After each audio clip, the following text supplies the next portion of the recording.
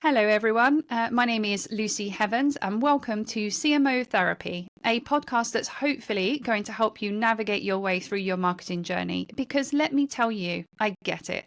Being a marketing leader is no walk in the park.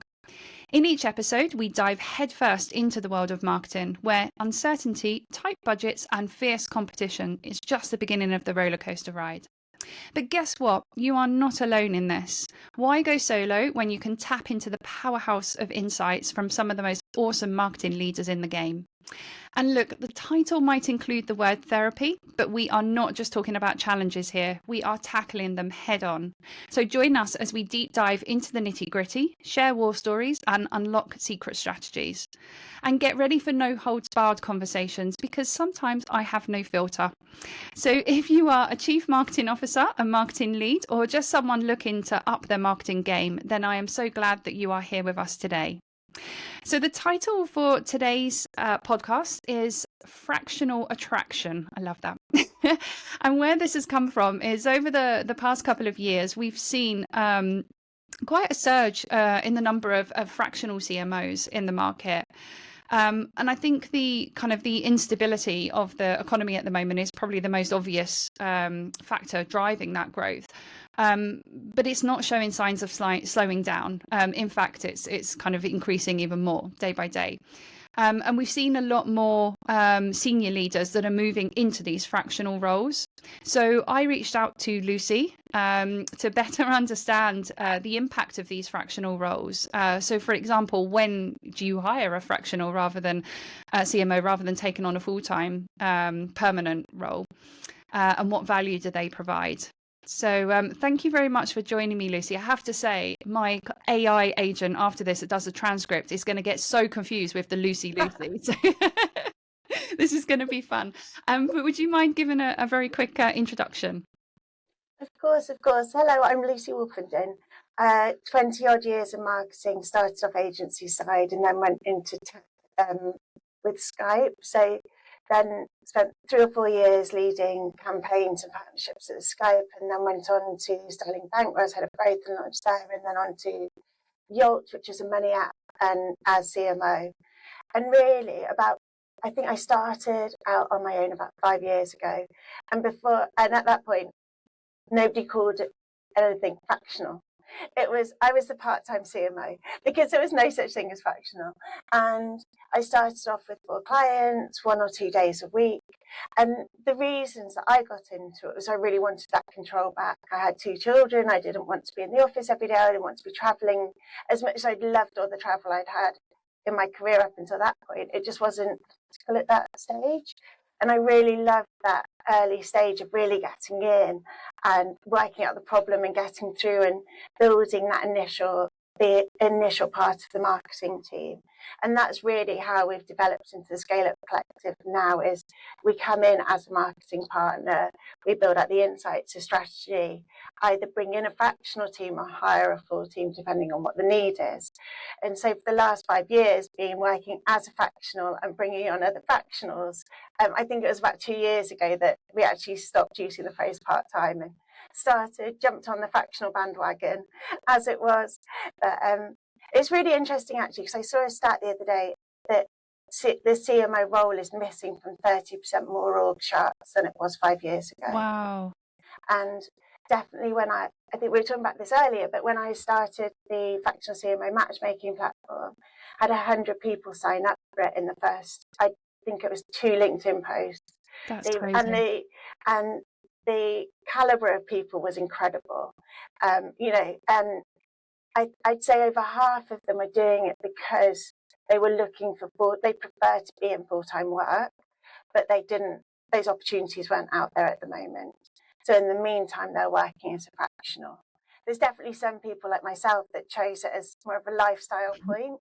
But I honestly think the majority of people who are still out there would love to get their hands on a really juicy CMO role that they can really sort of bed in and grow something. But I think the opportunities just aren't there, and it'd be interesting to understand why that is, I think. Yeah, there's so many I've got so many questions for you. So many things I kind of want to unpack with this. But so I want to kind of start with the basics, but it's really interesting kind of when you're telling your story and how you got into sort of being the fractional, the fact that it wasn't called fractional at the time. It was really just that you were looking for something that fit around your lifestyle. And I suppose that makes me kind of think that we have to almost like separate those two words, fractional and CMO. What does kind of the fractional part of it mean, and then kind of almost what does the CMO part of it mean? Like let's look at those two things. So from your perspective then, like, you know, what is a fractional CMO to you, and how does it differ from hiring just a sort of a part-time or a temporary person CMO? Yeah, so I think if you're where we start, so CMO is really the strategic marketing leader within a business. And I think where you're scaling fast, you really understand what your marketing needs are, you've got a budget to support not just the CMO because they're really the top of that team, but the rest of the team as well, and a marketing budget. Then you bring in a full-time CMO that can really build that long-term vision. When you're early stage, you don't have as much budget, you know you need expertise, but you're not entirely sure which way you'll go. You know, a lot of clients that we work with, you know, they might start out B2C, but they might shift to B2B or B2B2C. You know, they're really not sure where that core experience needs to lie. They might be launching at the stage of launching or getting to Series A. You know, that's where a fractional can really help them. I think, you know, and it gives them that flexibility where they can get the leadership in. A lot of our clients come from an engineering background or a product background, and so they just don't have that marketing skill set. You know, you can't expect, there's no founder or CEO that is an expert in every part of business, and that's what they should be bringing. That's what they come to us for, is that marketing expertise. Plug in, they know how to get to that next stage of their life cycle, whether that's funding round or revenue, ARR, ceiling, etc. Yeah, no, and it's really interesting you say that, because it makes me think, like a lot of the founders, I mean, I suppose what I'm trying to say in a really sort of eloquent way, and I can't think of it, is they don't know what they want because they don't know Yeah, what they don't know, right? And I remember reading kind of one of your blogs that I loved. There was a quote in there where you said that the fractional CMO shouldn't be expected to build Rome in a day while also building an entire city council, and that is often what I think fractional CMOs are kind of asked to do, right? So, yeah. like, what's the most common sort of misunderstanding about a fractional? Where should a fractional not be hired? So where do we begin? So I think the first one, I know this sounds, for the majority of clients and the majority of people, this is obvious, but fractional is not available 24/7. If you're only paying for somebody for a set number of hours or days per week, you can't expect to have them at your beck and call. And I think that's one thing that I think people really struggle with, especially at really early stage where things change a lot. I get it because I understand it from their point of view. You know, things are moving and shifting on a daily basis. So they want to have that person next to them. I think one thing we come up with a lot is that they don't have a marketing team at all, and they expect the fractional CMO to be the whole marketing team. Yeah. And that's one of the conversations we have a lot, is when you don't want to be paying the somebody with the CMO day rate to do your social media. Like, nothing wrong, there's nothing bad about social media, but you know, you just can't be expecting them all. You need to look at it and look at your ROI. And that's where a fractional can be really useful, because you can say, right, let's set the plan and get them going and turn that strategy into delivery, and then bring on the more delivery marketing team to really get you to that next stage, versus expecting somebody with 20 odd years experience to do absolutely everything. Because the reality is we probably haven't run Google Ads for a while, if ever. So asking us to do it probably isn't the most efficient thing. And it's also this sort of mastery of instant results. I think, is, you said that, you know, if you've never had a marketing team and there's no marketing in the business, we probably need to start with some of that building blocks. What is your positioning? What is your messaging? How can we bring everybody aligned?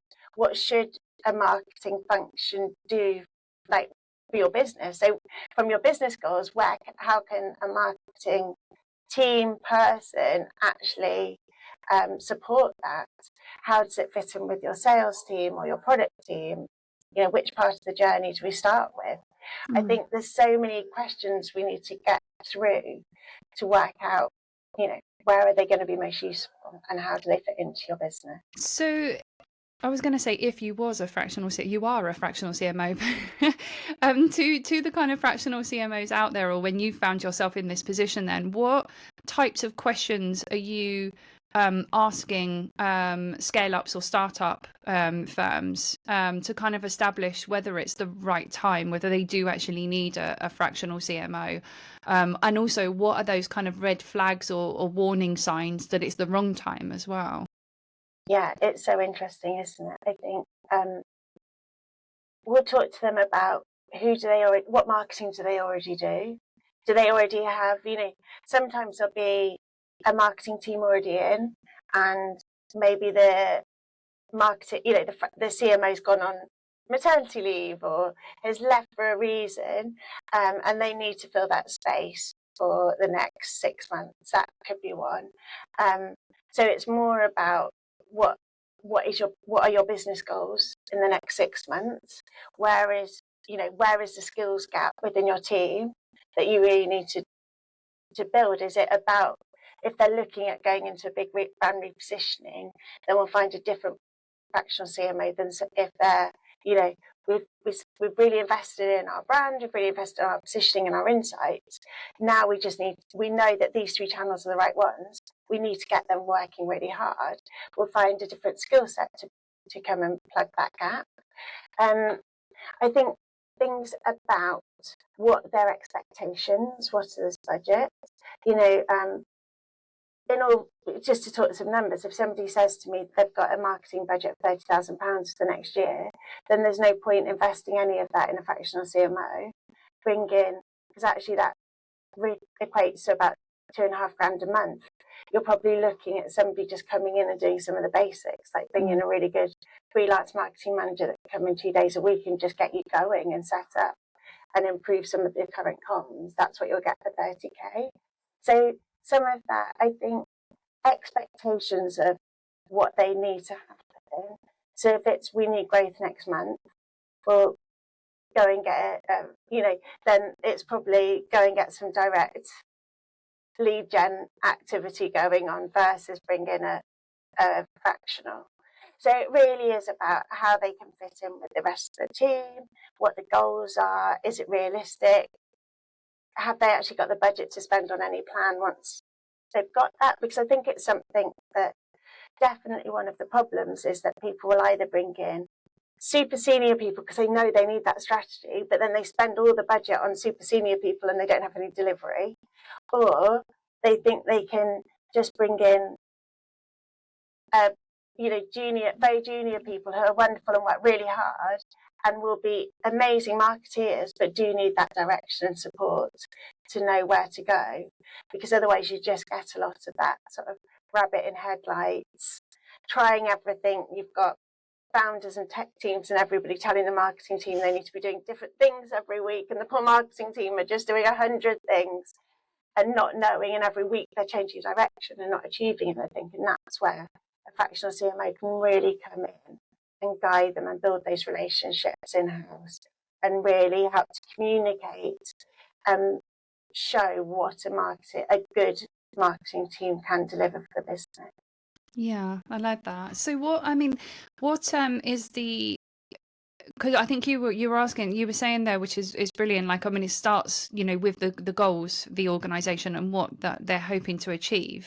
But maybe what about their challenges as well? What are you seeing as kind of your biggest sort of challenges? Is there anything there where that would give you indication that it is kind of a good fit? If what types of challenges would that businesses be seeing where a fractional CMO would be a good fit? When they are, so it might be that a good challenge might be that they just need to get to the next level of funding. And at that point, then they can really invest in a full-time CMO or a senior marketer. It might be that they're launching a new product in a new market. They don't know whether they're going to, it might be a new product or a new market even. So it might be that they're not sure if that's going to be something they're going to invest in a long time. So it's better for everybody if they bring in a fractional. They can then test it and learn, and then they can understand. It could be that they are not quite sure what works yet. And they're still in that really early stage. They're still finding product market fit. They're still wanting to do it. So actually, they just need to be still in that exploratory stage. So it really is sort of different points. Yeah. And then thinking about that, you know, how big is the team? What is the budget?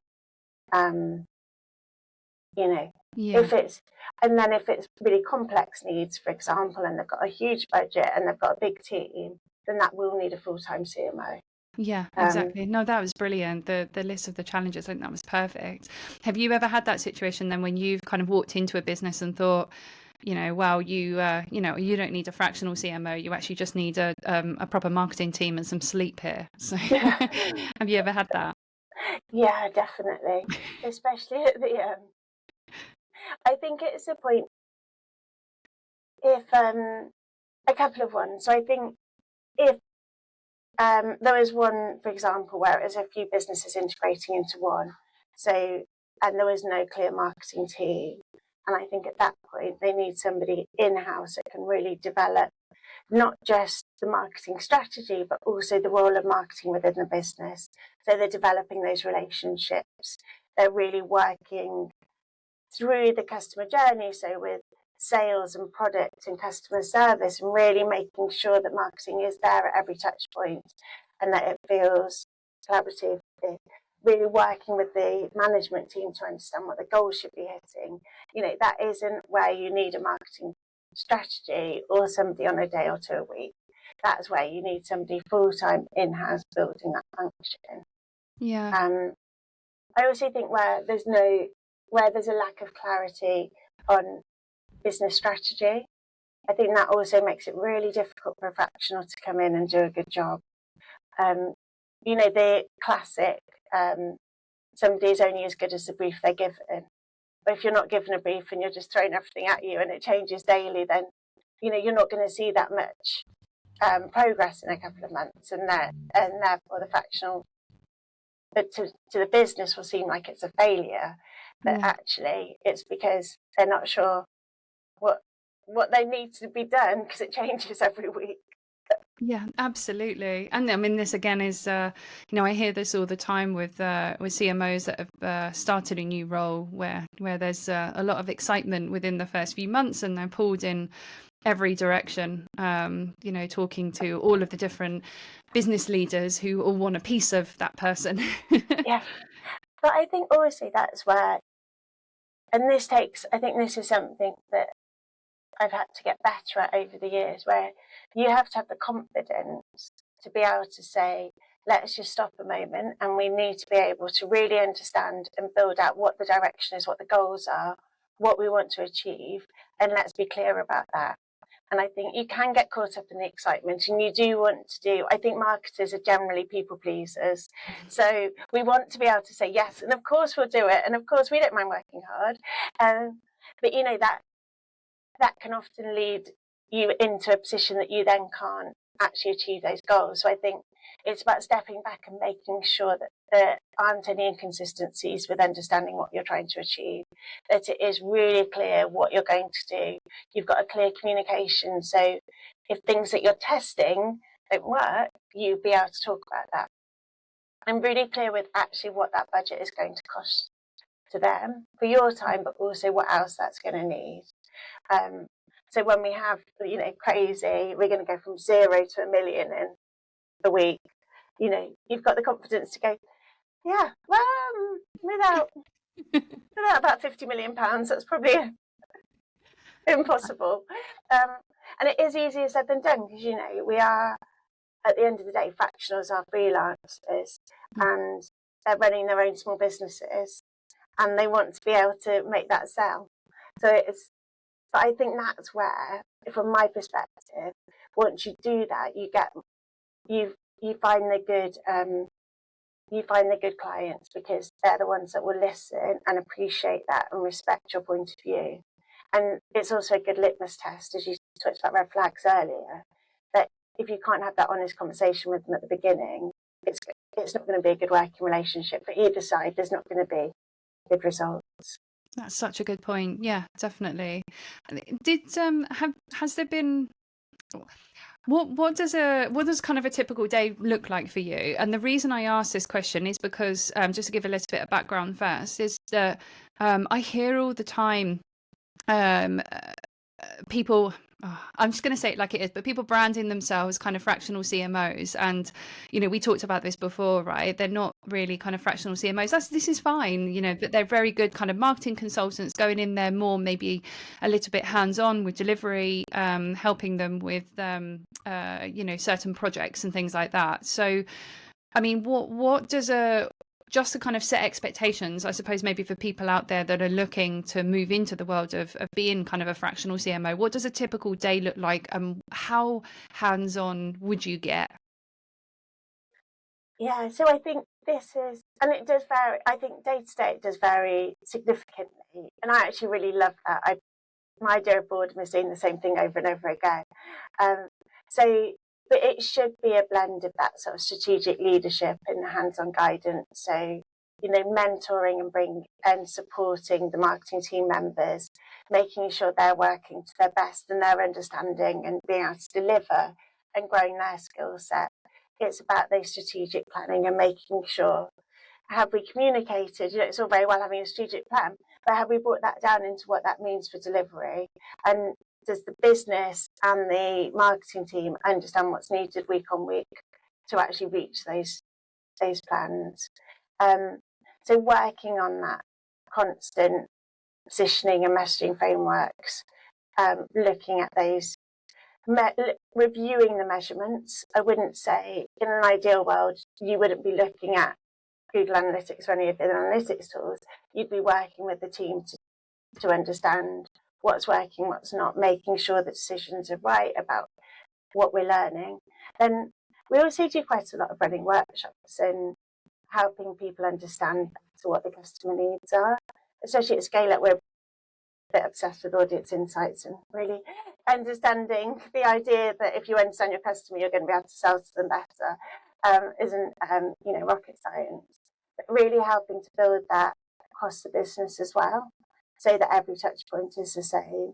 So it might be, that might be working with the, sales team on what their personal brand strategy should be, or it could be working with customer service on how to obtain the customer insights better and what we can be doing to understand better from every call that's heard and every interaction.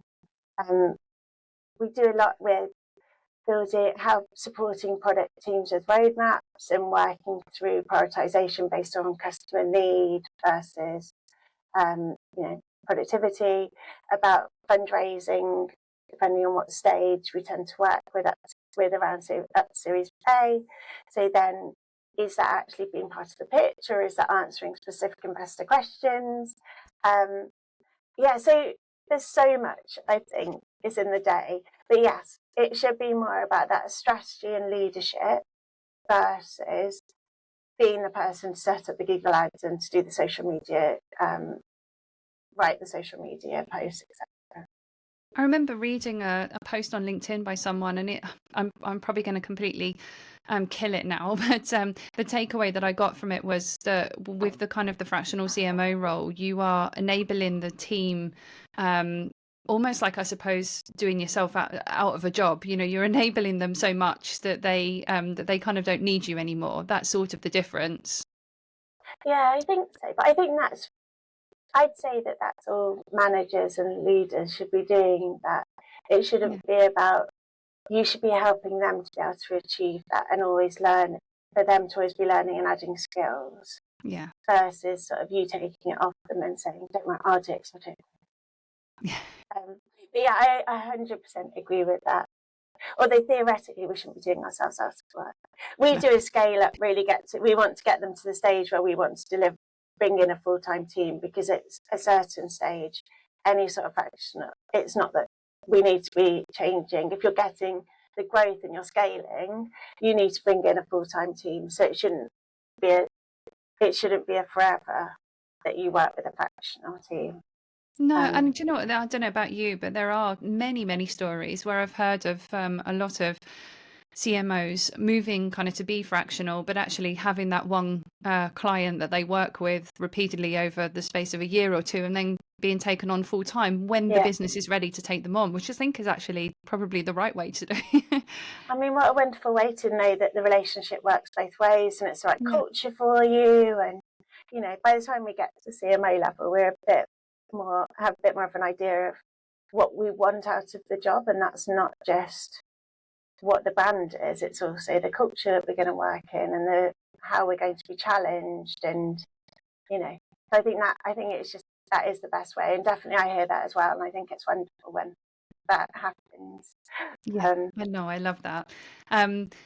Going back to kind of what you were talking about earlier, which I really liked, and again, I think this was something that I remember reading as part of your blog, where you said that a fractional CMO isn't a miracle worker dropped in to fix everything that's been neglected for the past 3 years. I love that. Made me laugh. What's your advice for, not necessarily for the fractional CMOs, but now flipping it over to the other side, of being the kind of the founders or the leadership teams, like when they're hiring, taking on a fractional CMO, how do they not fall into that trap? I think on both sides it's about being realistic and setting, you know, achievable expectations. I think when I was studying back, the head of Google used to have this sign say above his head that said "Presumptions is the mother of all efforts." I don't know if I should say that on the podcast, but it's so right. And any time where a relationship breaks down, it's because expectations are different, and it can happen so easily with marketing. Because I think as marketeers, especially if you've been in a bigger org where you've been surrounded by marketeers and your day-to-day conversations are with marketeers, we just get in the habit of talking absolute jargon, and no one else understands it, and they think they do. You know, there are so many words that could mean other things, and you know, so your take on what you think you're delivering versus the business leader is different. And I think it's about starting off with, how can we quash any of these presumptions that we have? How can we be super clear that this is a business goal that I need to have changed or met in the next 3 months, and then to be able to set that open and honest conversation about their current state of their marketing. You know, what is actually happening. You know, it's a constant thing where we'll come in and we'll be told we have all this information and everything's set, and you go in and you realise that with the best will in the world, it was probably set about 3 years ago, but it's probably not up to date anymore. And oh yeah, actually, that wasn't quite finished in the way they thought it was. You know, so it's being able to, and so often it should. I always think it's good for a business to be able to NDA up the fractional CMO and to show them it in, you know, under the hood before they start. And I think then, you know, what can we do to be as transparent as possible? I think then it's also to make sure, especially in the first few weeks, they've got enough time to actually onboard them properly, introduce them, make sure they know everything. Because when you go into a business, as much as we now have checklists and audit lists and all those things, you don't know what you don't know. And so we always spend the first few weeks of getting as much information as possible, questionnaires, stakeholder interviews, workshops, trying to get all that information from them, so then we're building on what they already know. Because I think one of the worst pieces of feedback I'd hate to ever get is, oh, we already knew that. Or we tried it last week and it didn't work. Or we tried it last year and it didn't work. So I think understanding, being as transparent as possible, being as open as possible, and bringing them into the business so they feel that they are part of that and that they can ask the difficult questions. They can be shown things that aren't working. And then really listen to the fractional CMO when they're saying what they need. So And the fractional CMO has to be really honest about this as well, which is, let's be honest about what the budget is going to be for the next year, because that's often happened as well. The budget is what they would like it to be, but they don't necessarily have the funding to make that happen. And what do we need? What support is going to be needed realistically for a fractional? And that is harder in the early days of being a fractional, is to really be able to be clear on what you can deliver and how quickly you can deliver things. But if it's a 12-month sales process, you're not going to be able to deliver new business or revenue in the first few months, because it's going to take a lot longer for any of that work to filter through. Yeah. So I think it's transparency and honesty, and just bringing that person in as part of your inner team.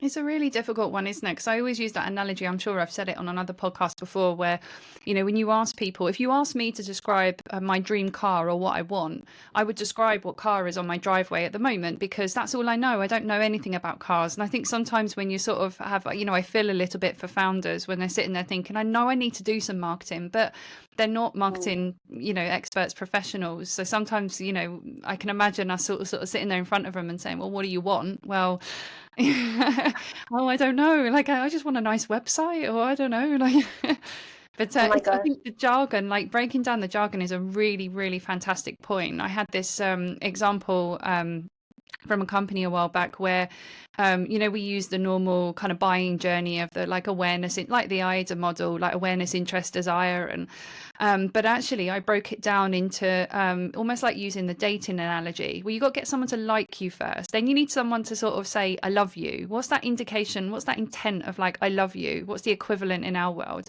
Then it's, well, okay, well, we need to get married, then we're going to move in together, then get married. Sorry, it's the other way around. But yeah, when I kind of put it like that, actually it was so funny sort of seeing everybody's like eyes light up, and then they could map different kind of activities, I suppose, or things that we want to do as part of that campaign that was going to show those signs of intent of somebody just liking us or loving us. And it was just a bit different from your normal, what shows they're interested, what shows their desire, or Oh, it's so true, isn't it? And I think that's where those doing people often want to jump straight into the results, and actually the results are always better if you spend a bit more time planning and understanding first. Yeah. Let's dig into this, let's understand what you know, then let's build on what you know, let's see what's worked in the past, let's look at how to differentiate from the competition and the alternatives, and then let's plot what the 3 or 4 growth levers are going to be over the next year, and let's understand exactly what it's going to take to be able to deliver on those and actually get the returns a business needs. And I think that's where we see real value, and that's where we have really strong relationships with people. And my favourite thing that a client will say to us is, you feel like part of our team. We don't know what we'd do without you. We've never been able to trust marketing before, because especially for B2B, from RegTech, you really need a deeper understanding of the journey and the market and the audience before you can really say anything intelligent about what to do with marketing. It's not a simple sell. Yeah, definitely. I have, I suppose, another sort of awkward conversation I'd love to have. Oh, gosh. And that is that sometimes what seems like a marketing problem isn't always a marketing problem. It's actually a much bigger problem. So maybe there's a sales problem with kind of converting or closing. Maybe it's actually a bigger product market fit problem, or dare I say even kind of a problem with culture. How have you ever had that, had to have that kind of awkward conversation, and how do you tackle it? Do you know, it's so interesting. Actually, a couple of months ago, I went and did a presentation for a private equity firm who asked us for this, but they wanted to understand what to expect from the first marketer in a B2B business. And it was such a smart question to ask, because marketers going in at this stage are private equity have invested. There's already a sales team in place. There's already, everything else. They're already making maybe 10 million ARR. And sometimes there's this expectation that they'll bring in one weight marketer who will do more than 10 salespeople that have been there, and the goals and what the expectations, and also without a budget, without the tech stack they need, So it was a really great session because we could talk through, okay, what can you expect one person to do? What can you expect a budget of 100K to achieve in a high ticket SaaS business? And I think it is about, again, it goes back to just being really confident to be able to say, you're not going to get these results straight away. You need to build the building blocks. You really need to invest in this and then bring your business along with you. Because that's another problem that we find when marketing teams come in, is that they're not seen as strategic or leaders in any way. They're seen as a resource, like a resource support or something. I once had somebody tell me that marketers were the people that stood at on conference stands giving out leaflets. Oh my goodness me. No. So they didn't really see how we were going to be able to support that business. But I think that's part, and what we love is that the insights piece does bring together the teams, because product's interested in it, customer service are interested, sales are into it, and if we can find what is that value that we can add that can get everybody excited and start to see us as that font of knowledge, as a real business, core business segment, then we can really build a business case around growing that marketing function and putting it on at the right stage and the right level of the business that it needs. Thank you. So you must be psychic, Lucy, because you've kind of so we have a tradition on this podcast that at the end of the podcast, we ask the guests a question that's been, I asked my network, if you had one marketing leader standing in front of you right now, so they don't know who it is, what question would you ask? And I have a question for you from someone, and I think it's kind of almost what you've already answered, but let's ask it anyway and see whether it's a good fit. But the question for you is, at the moment, my marketing team or the marketing team are seen as sales support. How can we pivot out of just being seen as sales support for the business into, much more kind of a valuable marketing team? Is effectively what they're asking. So, it's an interesting one. I don't think it's a short term. I think partly it's looking up and understanding what the business goals are and what actual effect you can have on them, and talking about it from that point of view. I think a lot of marketeers, because we feel safer, and especially where marketing isn't given the respect that we obviously deserve because we're all wonderful, people get into sharing what looks pretty or what looks great, and so people don't really understand the impact, and they're talking about it in numbers like open rates for emails or conversion rates on ads to website. They're not talking about it as, what is the business impact of us doing this? What is the ROI on this activity? What has that led to? So I think really changing the narrative around what you're doing in marketing to help people understand how that affects the business and how that's going to drive their business forward, because that's what everybody wants to know. Helping to look at where the knowledge that you're gathering as marketeers can support each of the business. And I don't mean that in a support function of, oh, we'll create your new sales deck for you. We'll do that leave behind and that video. It's more, we have these insights that are going to help you convert your next demo call.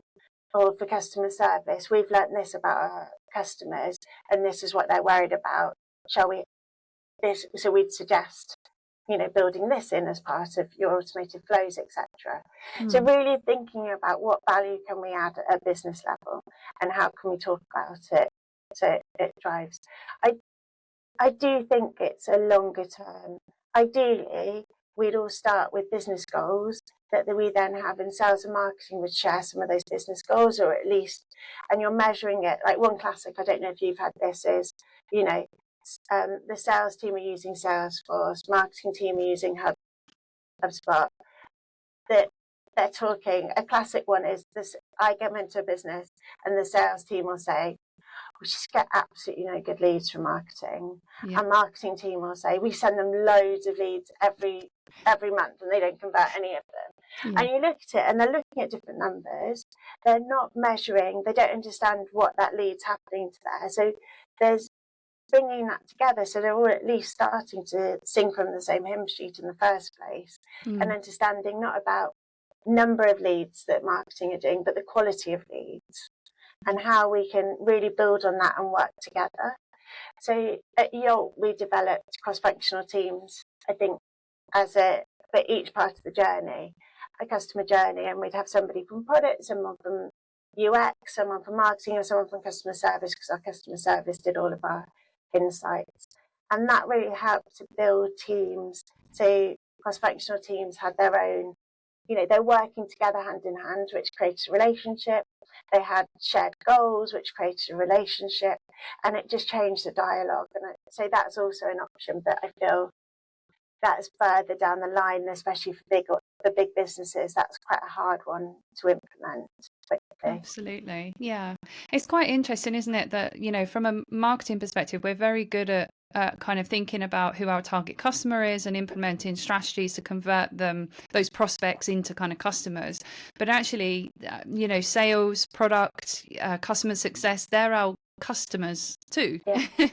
In the business. So if we just put that line of thought, to them, is okay, well, how do we kind of convert sales? What journey are they going on? What are their needs and wants, rather than just trying to sell them the car that they don't need?